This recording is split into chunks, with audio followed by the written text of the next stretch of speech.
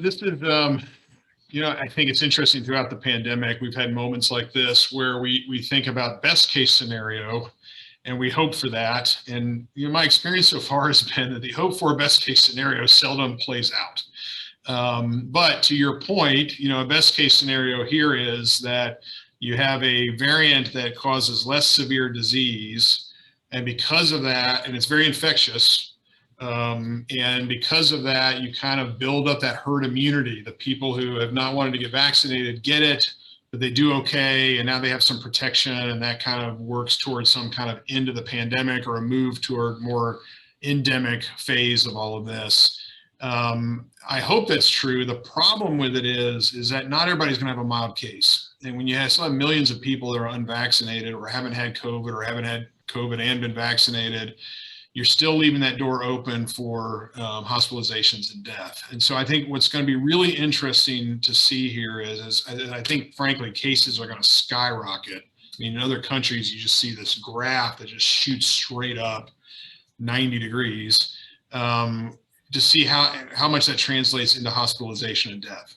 So I think case numbers are always important, but to me, it's going to be really interesting to see what percentage of those end up in the hospital relative to Delta.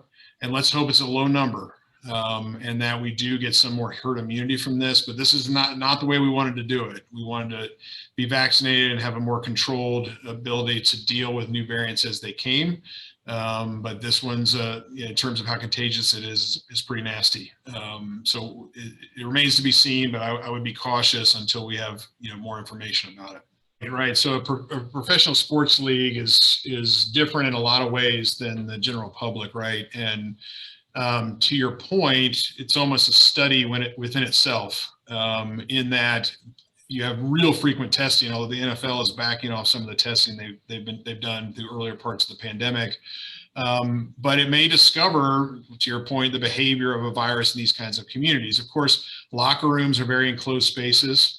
So that changes the dynamic a bit. A lot of these sports involve very close physical contact with other people. That changes the dynamic. And for most of these sports leagues, these are, world-class young athletes who have very low risk of having complications from COVID. So it is somewhat of an experiment, but there are some differences in the general population, mainly young, healthy, great athletes. Probably the vast majority are going to do fine when they get COVID. But I do think it does illustrate what can happen in close quarters and when you test a lot, what you might discover. And it's been one of the challenges in the United States is that our testing capability, rapid testing, PCR testing, those things is still not up to snuff the way it is in some other countries, so that we don't have the ability to test as diligently and act on those results as they do in other parts of the world.